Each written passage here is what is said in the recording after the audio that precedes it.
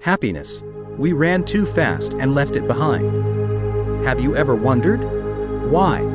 Despite working so hard, doing so much, and achieving quite a lot, you still feel an odd emptiness inside?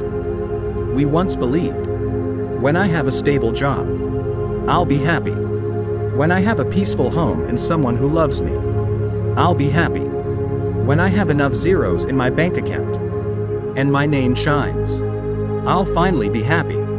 But then, even as those things arrive, we find ourselves still searching, still running, without a destination. We grew up in a world that taught us happiness is a reward earned through achievement. You have to prove yourself. You have to strive. You have to succeed. No one taught us that some forms of happiness only come when we pause, not when we reach something. There was a woman who was once very successful. Every morning, she left the house before dawn and returned after the city lights were on. She lacked nothing financially, held a high position, but one day, she suddenly burst into tears because she sat beside her child in the evening and didn't know what to say. She realized she had gone too far and left behind the very things that gave life its soul. There was a man who spent his whole life trying to be a good father.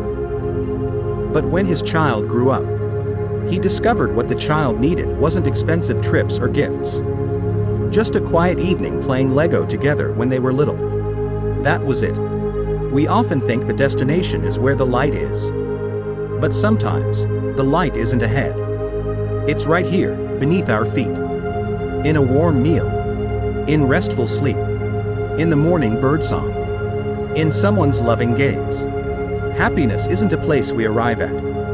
It's the way we walk, step by step, moment by moment. The Buddha once said, mindfulness is the only path to true happiness.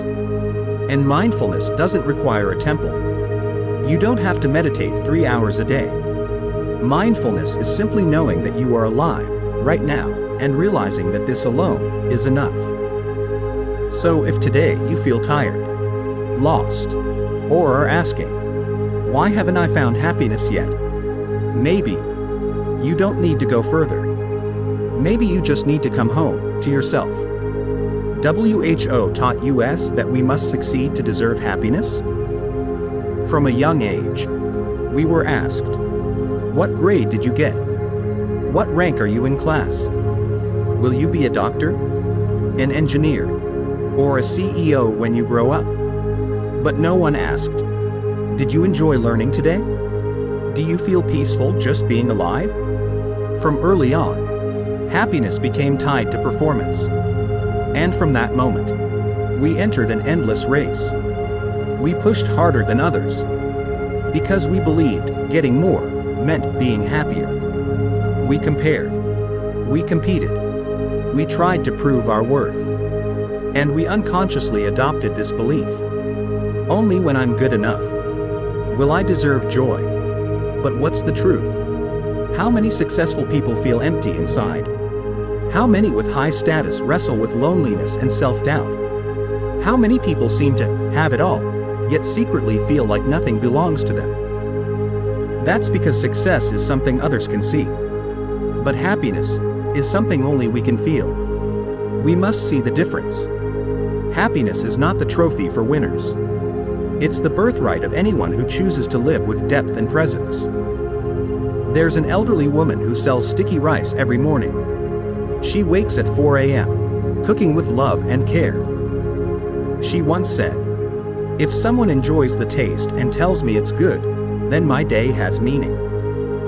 She doesn't have success as society defines it, but she holds a quiet joy that many busy people never know. We need to wake up from the illusion that success equals happiness. Because if not, we'll live our whole lives always waiting for tomorrow to be better, and miss the beauty that's right here, today. Every step can hold happiness. If we learn to slow down, we often live like we're chasing something just out of reach. Chasing security, chasing achievement, chasing validation. And sometimes, chasing our entire lives, just hoping that one day, we'll finally feel happy. But let's ask this. If we spoke to someone at the end of their life, what would they regret the most? They wouldn't say, "I wish I did one more project. I wish I had more money in my account." They'd say, "I wish I spent more time with my child. I wish I dared to live true to myself. I wish I appreciated the little things while I still could." We keep imagining happiness as a gate at the end of the road. But the truth is, every step we take can be a destination. Every breath, a gentle invitation to come home. There's a quote from Thay Min Naeem that I always remember. We don't need to go anywhere to find peace. We just need to sit still and realize that right here, this very moment, is already a worthy place to be. A preschool teacher once shared with me, "I used to feel drained at work. But then, I began shifting my focus. Instead of counting down to the end of the day, I started noticing each child's face, their laughter, their mischievous eyes. And suddenly, I realized, the moments that touched my heart the most were never part of any plan or KPI." So she stopped rushing through the day and began to live fully, hour by hour. We, too, can live this way if we pause, even for a moment. Pause to truly see what we're doing, who we're doing it for, and why. When our mind returns to the present, we're no longer chasing, we're walking with presence. And every step taken in presence is already a reward. Happiness isn't a high, it's a quiet inner peace. We were taught that happiness means the high moments. Getting accepted, being praised, falling in love, feeling deeply moved. But emotions are short-lived. After the high comes the crash. After the peak comes emptiness. Many become addicted to emotional highs, then feel lost in the stillness of ordinary days. We think happiness is excitement. But in truth, lasting happiness is almost always quiet. It lives in the feeling of being yourself without pretending. In a calm dinner, no need for words. In a moment of simply sitting next to someone, doing nothing, yet feeling whole. Someone once said, "I traveled across dozens of countries, indulged in the finest luxuries, and still felt empty. Until one morning, I cooked a simple bowl of noodles, opened my window, and saw sunlight passing through a glass of water. My eyes filled with tears. That's when I realized happiness arrives quietly like that. No fanfare, no announcement, no need to chase or create it. Just being present, and it's already here." Eckhart Tolle, author of The Power of Now, said, "Happiness is not found in some future condition. It is in full presence with the now." When we get too used to intensity, we overlook the beauty of stillness. We miss the chance to feel peace, because nothing special is happening. Are you searching for a magical moment? Do you think, "Only when I have love, money, or success will I be happy"? If so, maybe you're walking past the very miracles that are already here today. A warm cup of tea, someone still waiting for you at home, a body that still breathes, a heart that still dares to love.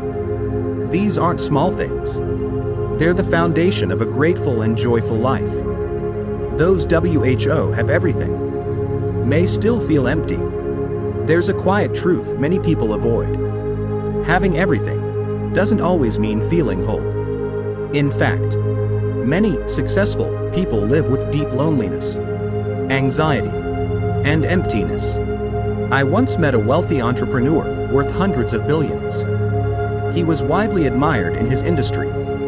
But one evening, after the wine ran dry and the lights dimmed, he looked at me and quietly said, "I have a lot of people, but no one really by my side." He did everything to earn respect. But deep inside, He just wanted to live as an ordinary person. No more scheming. No more proving. No more pretending to be okay. This isn't rare.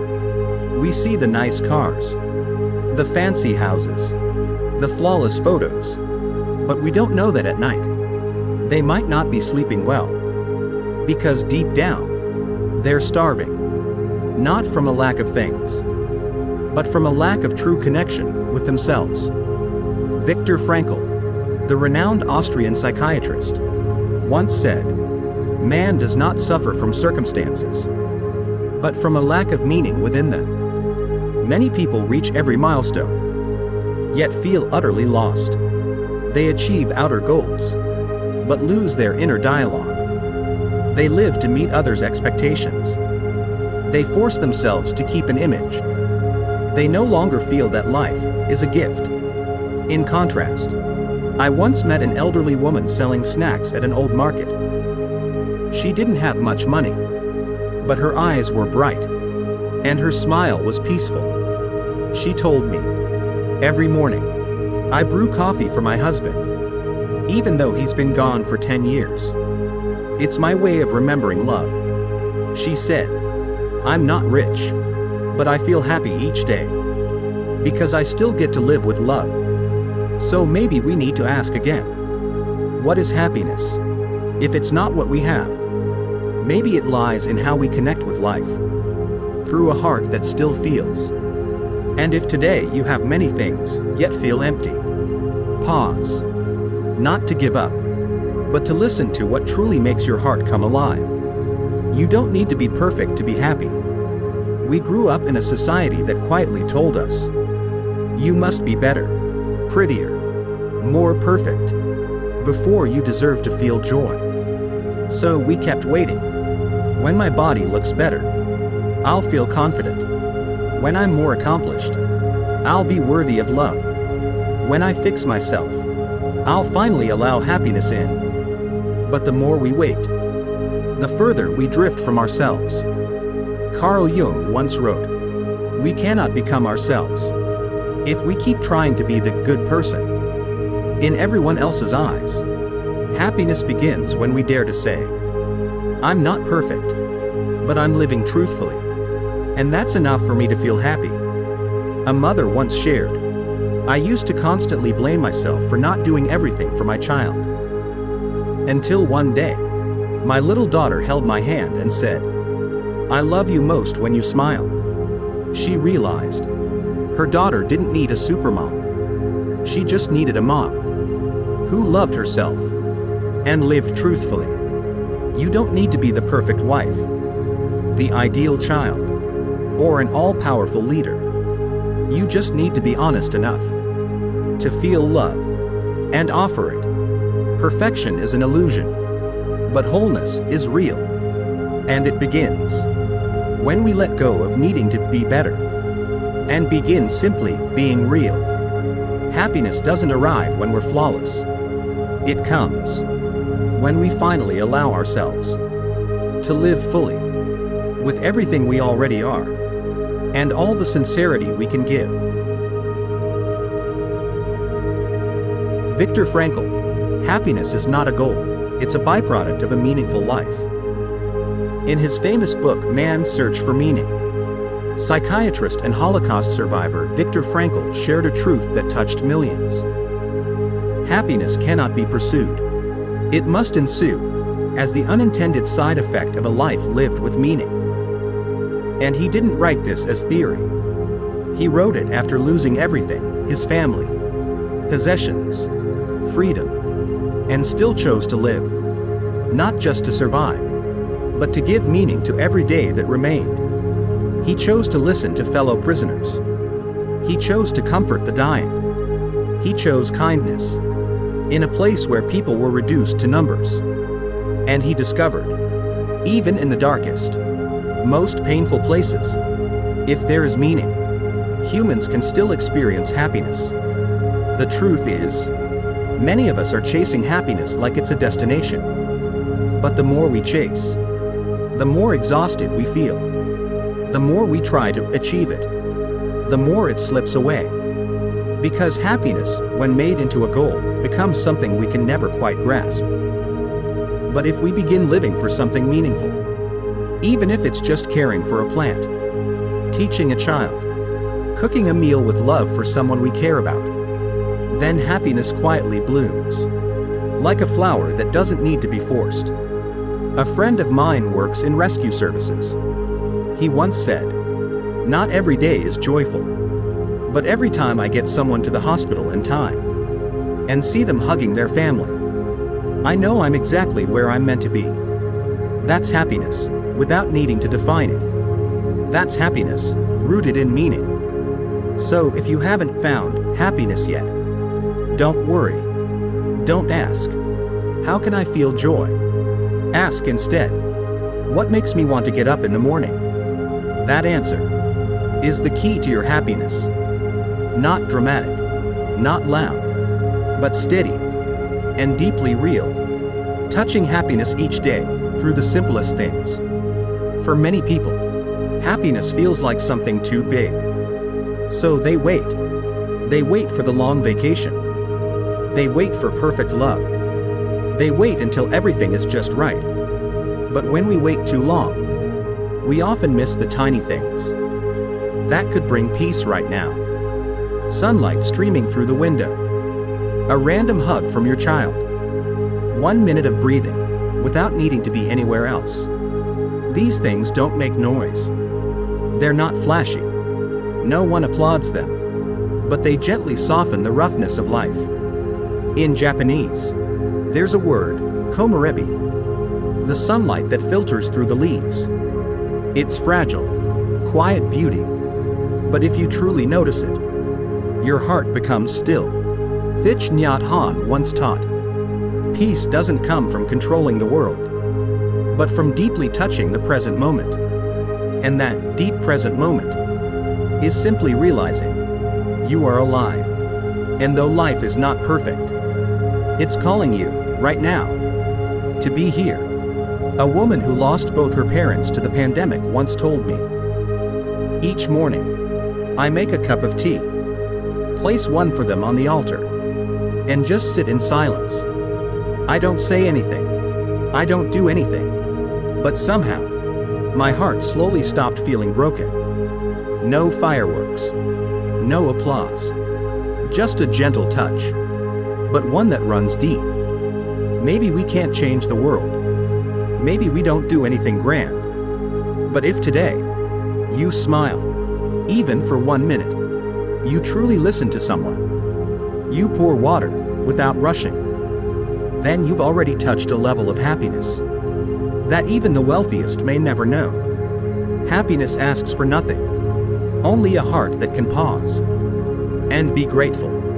Family isn't perfect, but with love, it's the deepest journey into happiness. Many people see family as a source of pressure, duty, even pain. Because family, being the closest, can also be the place where we're most misunderstood. The place we long for most can be the place that disappoints us most. But family, when seen with wholeness, can also be the place nearest to true, honest happiness. I once met a man, 45 years old, successful and respected in a big city. But when his mother passed away, he broke down. Not because he wasn't prepared, but because there was one thing he hadn't said. "Mom, I'm sorry. Thank you for carrying everything for me." He had spent his youth chasing happiness in the city, in business deals, applause, achievements. But in the end, his deepest regret was the dinner he never got to have with his mom. We often think, when my family is stable, then I'll be happy. But that stability doesn't come from them changing. It comes when we change our view. From expectation to understanding. Inamori Kazuo, economist and founder of Kyocera, once said, "Family is where we cultivate unconditional love. If you cannot love those inside your home, you cannot truly love anyone outside of it." That line is like a bell of awakening. Because if we don't learn to love within our own home, We'll just carry our wounds everywhere we go. Families can be noisy, messy, imperfect. But if there's still space for listening, for a warm gaze, for a shy hug, then happiness can take root. If we're willing to water it. Happiness isn't the perfect family scene. It's in the little things. Pouring a glass of water for Dad. Asking Mom, "Are you tired?" Putting the phone down, just to hear your child's silly stories. Little by little, day by day. Because, as Thich Nhat Hanh once said, there is no path to love. Love is the path. Work doesn't have to be grand, just meaningful enough. We've been taught that work must be big. It must bring in a lot of money. It must create impact. It must come with a title worth boasting about. And so, we start viewing work as merely a means to gain more. But one day, we're startled to realize, are we truly alive in our work or slowly fading away day by day? Inamori Kazuo, the founder of 2 major corporations in Japan, once said, "Work is the path to cultivate the soul." He believed that a happy life isn't defined by what we do, but by the spirit in which we do it. A janitor who had cleaned hospital floors for 20 years was once asked, "Don't you feel sad seeing others become doctors, while you just mop the floors?" She smiled and replied, "I don't heal people like the doctors do, but I help them stay clean, stay healthy, and live in a kind environment. That's enough." She may not be great by society's standards, but her work held a part of her soul. Jane Goodall once said, "You can make a difference every day just by living with heart." That message isn't only for those saving the world. It's for all of us. The bus ticket seller who greets each passenger with a smile. The builder who carefully lays every brick for someone's home. The teacher in remote mountains who teaches with nothing but worn books and a whole heart. Work doesn't have to shake the world. It just shouldn't numb our inner being. True happiness doesn't come from a big paycheck or fame, but from the feeling that every task we do connects us to something kind and good. Every workday is a day lived with meaning. If you feel tired of your job today, don't rush to quit just yet. Ask yourself instead, what did I once care about? That made me choose this job? Maybe it was to help someone. Maybe it was for a stable life. Maybe it was a small value you believed in. If you can reconnect with that spark, happiness, no matter how small, will begin again. Right where you stand. Happiness doesn't come from having more, but from knowing enough. Modern life tells us that to be happy, we must have more. More money, more time, more experiences, more relationships. But ironically, the more we have, the more we feel we lack. We earn money to feel secure, then need more to stop fearing loss. We buy things, then crave newer things. We own a lot, yet rarely feel it. Epicurus, the ancient Greek philosopher, once said, "Wealth consists not in having great possessions, but in having few wants." And he lived with astonishing simplicity. Not in luxury, not in deprivation. He just lived, knowing enough. E.F. Schumacher, the renowned economist behind Small is Beautiful, warned in the 1970s. We're building an economy that exhausts the human being, when what we truly need is something that nourishes life from within. He called us to return to simplicity, depth, and kindness. I once met a wealthy man, riverfront villa, luxury car, employees under his command. But every time we spoke, he sighed and said, "I don't know why. I still feel so empty." He was always rushing from one project to the next. I asked, "How much more would be enough for you to feel at peace?" He went silent, then admitted, "I don't know. Maybe I never stopped to realize what I already had." Many of us are just like him, not lacking in things, but lacking the sense of enough. And on the other hand, I've seen people live on just a few dollars a day, yet still pour tea, grow plants, read old books, and smile. Not because they have less, but because they know it's enough. Knowing enough doesn't mean giving up on growth. It means not trading away your soul for excess. It's about stopping the chase for what we don't need. It's about cherishing what we already have. It's about setting boundaries for desire so our hearts can rest. Knowing enough is unconditional happiness. The art of pausing to live more fully. In a fast-paced world, pausing seems strange. People ask, why rest when you're on a roll? Why slow down when you could speed up? Why choose stillness when you could stand out? But it's those very pauses that keep our journey from losing its soul. A musician once said, in music, silence doesn't create sound, but it creates emotion. Just like in life, it's the moments we do nothing that we truly feel alive. Abraham Maslow, creator of the hierarchy of needs, emphasized, self-actualization doesn't come from doing more, but from living authentically and deeply. And we can't live deeply if we're always busy. I once interviewed a hermit in Nepal. No phone, no social media, no schedule. I asked, aren't you afraid of being left behind? He smiled. I only fear being left behind by my own heart because I wasn't quiet enough to hear it. That line stayed with me. Modern people fear being still. But if we don't learn to pause, we live like a boat without an anchor, drifting endlessly, not knowing where we're going. Pausing isn't going backward. It's seeing clearly so we can move forward with a whole heart. Happiness doesn't need more chasing. It needs a quiet space where we can pause and realize, I already have enough reasons to smile.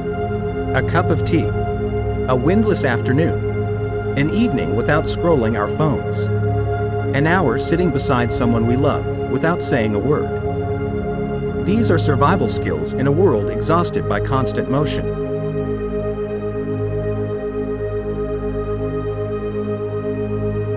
The journey back to yourself is the path to true happiness. In a world where everything pulls us outward toward appearances, praise, targets, and social media, we so easily lose touch with the most important person, ourselves.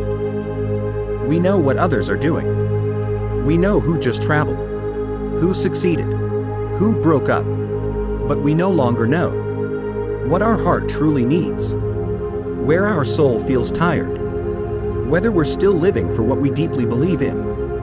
Carl Jung once wrote, "The most terrifying loneliness is not when no one is around, but when you cannot speak your deepest truth." And strangely, we can be surrounded by people, living in relationships, yet completely disconnected from our most honest inner dialogue. A 50-year-old woman, once a devoted wife, a tireless mother, and a model employee, confessed, "I never once asked myself what I liked. I only lived by what I should do, what I must do, until one day, I no longer knew who I was." That story is the story of many. Coming back to yourself is not a selfish act. It is the most courageous journey. To live truthfully, to cry when tears need to fall, to say no when we can't anymore, to admit I'm not okay without shame, to embrace our contradictions, fragilities, and imperfections and still know we are worthy of a peaceful life. Thich Nhat Hanh taught, when you return to yourself, your breath, your steps, your emotions, you are truly coming home. And happiness can only bloom when we live from that place called home. Because if we live our whole life to please the world, we may never touch what truly nourishes us. And if today you feel tired, lost, or longing to stop, please know, you're not off track. You're simply hearing the sacred call to return. Letting go isn't failure, it's how we lighten the load. We often think letting go means losing, that it's weakness, a step backward, a kind of defeat. But some things, if we don't release them, will break. A relationship that exhausts our soul, a job that no longer nourishes us, a role we've played for too long, strong, perfect, successful. Erich Fromm, psychoanalyst and humanist philosopher, once said, "True freedom begins with the ability to let go of what we no longer are." Because some things were right once, but no longer fit. Some people once walked with us, but now follow a different path. Letting go doesn't mean losing love. It means preserving love without clinging to the pain. I once met a father, divorced, lost custody of his child. He fell into deep depression. Then one day, he began writing a letter to his child every week. No blame, no begging, just quiet, unconditional love. 5 years later, his child came back, and he said, "I didn't hold on to my child with law. I held on with nothing but love." For him, letting go wasn't loss. It was allowing love to flow gently, without resentment, without draining his soul.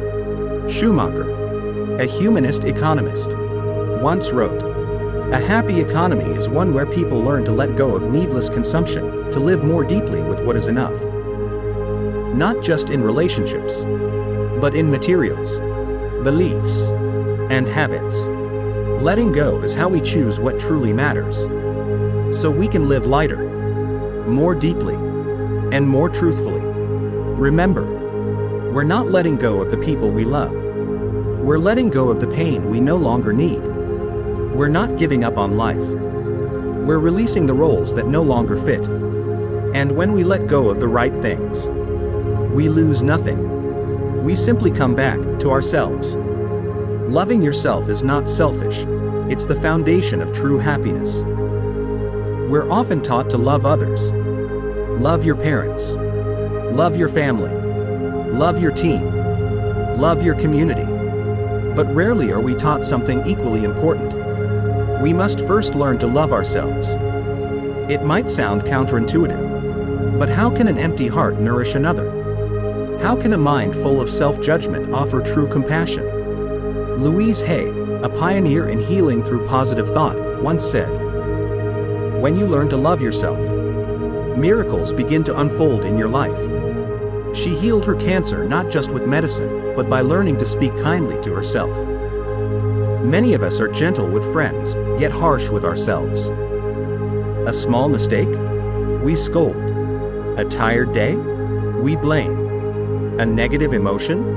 We call ourselves weak. But the truth is, loving yourself doesn't mean indulging your ego. It means having the courage to look inward with kindness. To say, "I'm tired," without shame. To rest without guilt. To embrace the imperfect, confused parts of us as if they were a child in need of comfort. Brené Brown, who researches shame and vulnerability, once wrote, "You don't have to be perfect to be worthy of love." That single sentence can soften the armor we've worn all our lives. I once asked a middle-aged woman, "What does happiness mean to you?" She smiled through tears.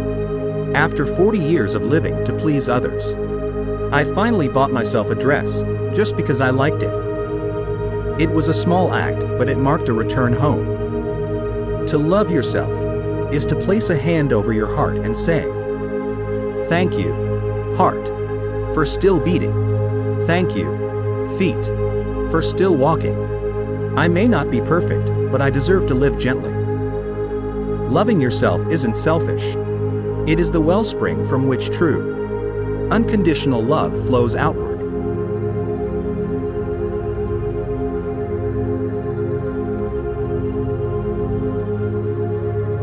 Forgiveness, the doorway through which happiness returns.